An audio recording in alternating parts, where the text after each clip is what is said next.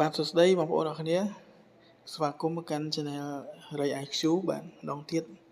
ចឹងថ្ងៃនេះខ្ញុំមានវីដេអូចាជួបបងប្អូនទាក់ទងនឹងការ set up creator reward program បងប្អូនបាទរយៈហ្នឹងអត់សូវចេញវីដេអូដោយសារថាផុស YouTube ទៅអត់មានអ្នកមើលអត់មាន view អញ្ចឹងខ្ញុំអត់មានទឹកចិត្តធ្វើអញ្ចឹងបងប្អូនបាទអញ្ចឹងកុំឲ្យខាតពេលយូរបងប្អូនយើងចូលទៅកាន់ creator reward program បាទអញ្ចឹងបងប្អូនថ្មីដែលអត់ចេះបានដៃថ្មីបងប្អូនអាចមើលវីដេអូនេះបានបាទព្រោះសារថាឃើញបងប្អូនយើងឥឡូវបាក់មកធ្វើ TikTok ច្រើនមែនតើបាទមុននឹងយើងមានសិទ្ធិរកលុយជាមួយ Creator Reward Program បានលុះត្រាតែបងប្អូនហ្នឹងបំពេញតាម3លក្ខខណ្ឌបាទទី1គ្រប់អាយុ18ឆ្នាំទី2 10k follower បាទ100,000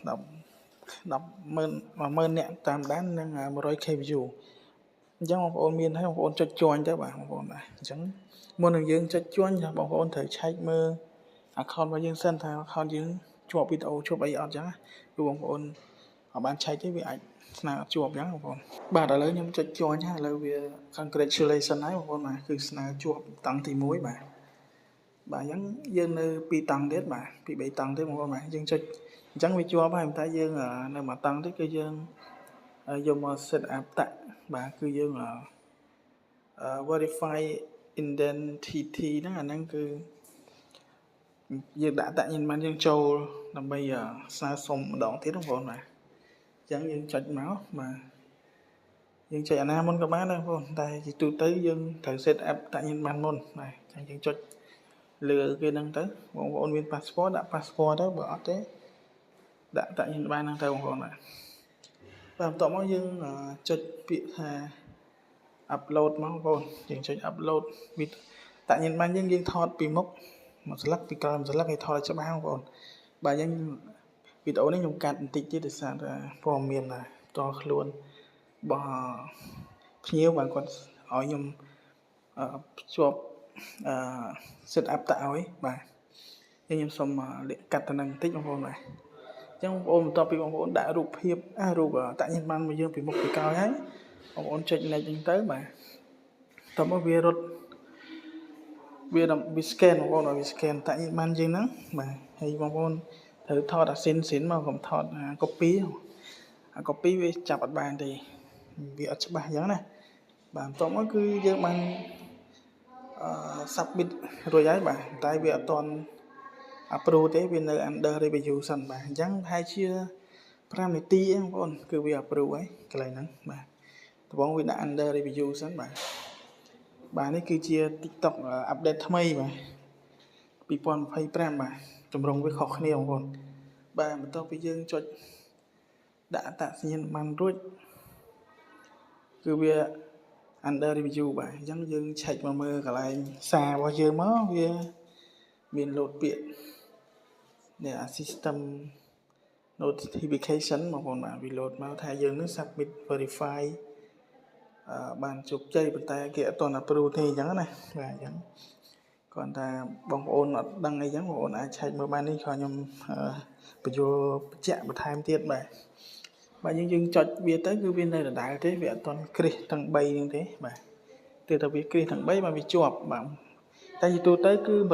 ងប្អូនពេលដែលយើងដាក់តាក់ញ៉ាំបានចូលគឺវា approve ហើយបាទគឺយ៉ាងយូរបំផុតគឺ5នាទីហ្នឹងគឺ approve ហើយបាទ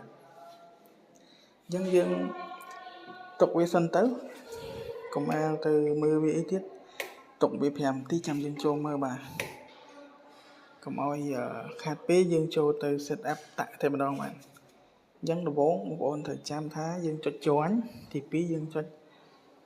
ដាក់តាក់ជាដាក់តាក់យើងបានចូលទី3យើងទៅបំពេញតាក់បាទបងប្អូនឃើញនេះគឺដាក់ under review គឺយើងដាក់តាក់យើងបានមិញហ្នឹងគឺវាកំពុងតែត្រួតពិនិត្យបាទអញ្ចឹងបន្ទាប់ជំហានបន្ទាប់បងប្អូនចុចពាក្យថា set up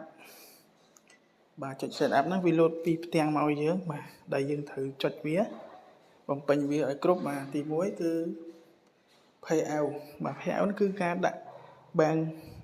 PayPal អីហ្នឹងចូលដើម្បីទទួលលុយបងប្អូនបាទហើយទី2ហ្នឹងគឺយើង set up តាក់បាទ set up តាក់បងប្អូនចុចឲ្យលើមក individual បាទបន្ទាប់មកបងប្អូនចុច continue ទៅបាទតទៅពីចុច continue ឲ្យបងប្អូនមើលទៅនេះវាឲ្យបំពេញឯកសារទាំងអស់ហ្នឹងគឺជាឯកសាររបស់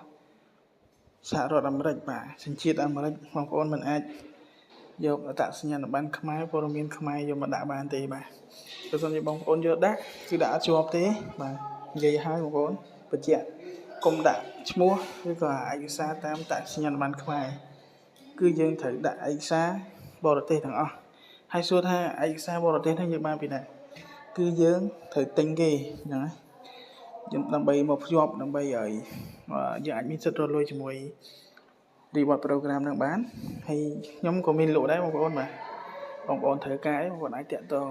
មកខ្ញុំបានឆាតមក Telegram ខ្ញុំដាក់ក្នុង link ហ្នឹងបងប្អូនបាទបងប្អូនអាចទិញបានហើយយកទៅ set up ទៅធានាមកជាប់ប្រើប្រាស់បានច្រើនអញ្ចឹងណាបាទ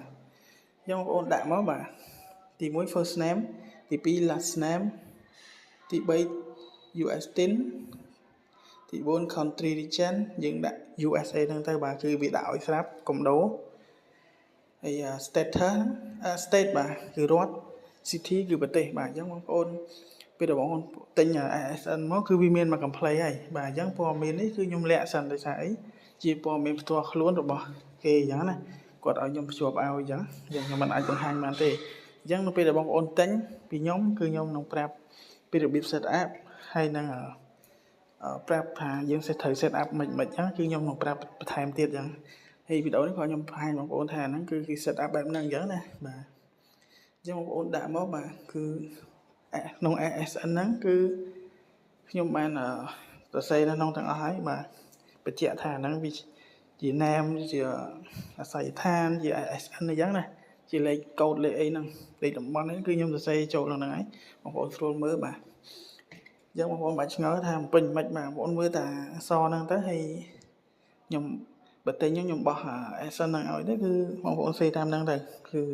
ធានា 100% ទាំងស្នើជាប់ហើយបងប្អូនបាទអញ្ចឹងគឺអត់ពិបាកទេនេះបាទវាមាន address មាន zip code មានអីហ្នឹងបាទអញ្ចឹងបងប្អូនមិនបារម្ភទេហើយខ្ញុំ support បើបងប្អូនទិញពីខ្ញុំបាទខ្ញុំ free ជូនហើយ set up ហើយមួយទៀតបើបងប្អូនត្រូវការ PayPal ក៏ខ្ញុំមានលក់ដែរបាទគឺខ្ញុំទទួលបង្កើតដែរបាទអញ្ចឹងបងប្អូនពេញព័ត៌មាននឹងចូលទាំងអស់ទៅបាទតែបំពេញខុសគឺអត់ជាប់ទេបាទហើយ ASN នេះគឺមានន័យថាដូចជាអត្តសញ្ញាណប័ណ្ណខ្មែរយើងអញ្ចឹងបងប្អូនគឺតែជាអត្តសញ្ញាណប័ណ្ណរបស់បរទេសបាទប៉ុន្តែអត់មានរូបអត់មានអីទេអាហ្នឹងគាត់ថាជាអាស័យដ្ឋាន address មកហ្មងបាទអញ្ចឹងគឺព័ត៌មានពិតយើងទិញទៅប្រើទៅគឺអត់ខូចអត់អីទេបាទហើយយើងមិនអាចប្រើតាម account ទេគឺយើងអាចមាន10 account គឺយើងភ្ជាប់តែ ASN នឹងមួយទៅគឺយើងអាចប្រើបានច្រើនអញ្ចឹងបងប្អូនទិញទៅមិនខាតទេបងប្អូនបាទអញ្ចឹងបងប្អូនពេញលេខកូដលេខអីឲ្យចូលទៅបាទ zip code 10អីហ្នឹងគឺមានមួយខ្សែបាទបើឆ្ងល់ទេថាយក zip code ពីណាគឺខ្ញុំផ្ញើឲ្យមួយខ្សែហើយបាទអញ្ចឹងយើងរួចរាល់ហើយយើងចុចពាក្យ continue បន្ថែមទៀតទៅចុច next ទៅបាទបន្ទាប់មកដល់តង់ទី2កន្លែងនេះគឺវាឲ្យយើងដាក់ឈ្មោះមួយតង់ទៀតអញ្ចឹងបងប្អូនដាក់ឈ្មោះហ្នឹងដាក់ឈ្មោះដូចគ្នាបាទដាក់ពេលយើងបង្កើតហើយយើង set up ហ្នឹងយើងដាក់ឈ្មោះអង់គ្លេសរបស់គេហ្នឹងគឺថា John Wick អញ្ចឹងបាទ John តកូល Wick ទឹកឈ្មោះអញ្ចឹងយើងដាក់ដូចគ្នាម្ដងទៀតទៅបងប្អូនបាទយើងដាក់ពីរតង់ដូចគ្នាតមកបងប្អូនចុច continue ទៅគឺយើងបំពេញរួចរាល់គឺអត់មានអីពិបាកទេបាទឥឡូវឃើញបងប្អូននេះបាទតាក់ information save មានន័យថាវាជាប់ហើយបាទគឺវាអត់អាចload មកវិញទេបើមិនជាវាដាក់ថា under review អាហ្នឹងបាទជាប់បាទមិនជឿបងប្អូនស្អាតដាក់តាក់ញីម៉ាំងខ្មែរមកមិនចេញអញ្ចឹងបាទស្អែកឡើង24ម៉ោងវា load មក W9 វិញលើបាទ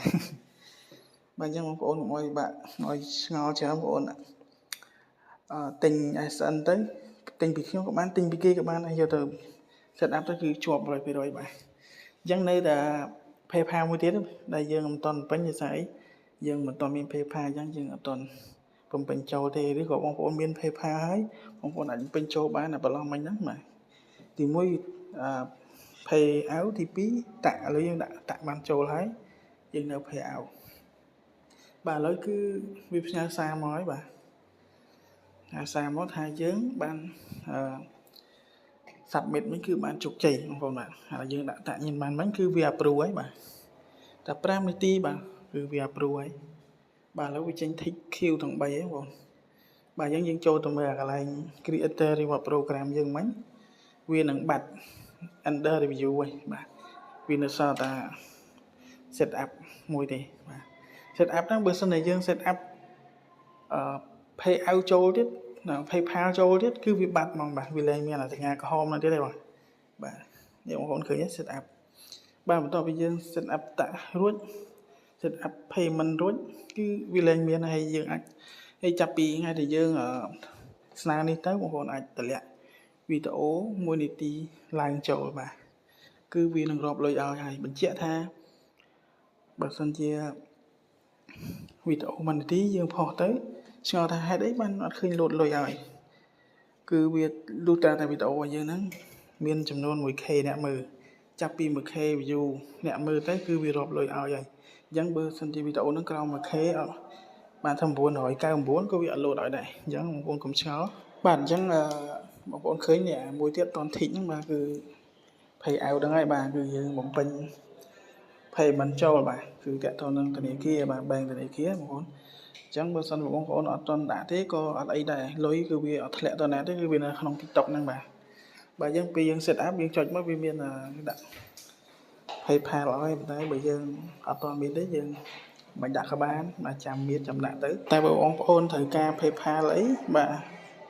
ដើម្បីយកមកដាក់ភ្លាមបាទដើម្បីទទួលលុយបាទបងប្អូនអាចតាក់ទងមក Telegram ខ្ញុំបានបាទតើខ្លួនខ្ញុំដាក់នៅ link ក្នុងក្រុមក្នុងវីដេអូហ្នឹងបាទគឺខ្ញុំបង្កើតជូនបងប្អូនបាទធានា 100% គឺមកដកលុយបានហើយដកស្រួលបាទហើយខ្ញុំសេរីមកស្អាតឲ្យបងប្អូនបាទមិនឲ្យបងប្អូនខកចិត្តទេបាទអញ្ចឹងវីដេអូខ្ញុំមានតែប៉ុណ្្នឹងបងប្អូនបាទជួបគ្នានៅឱកាសក្រោយអរគុណ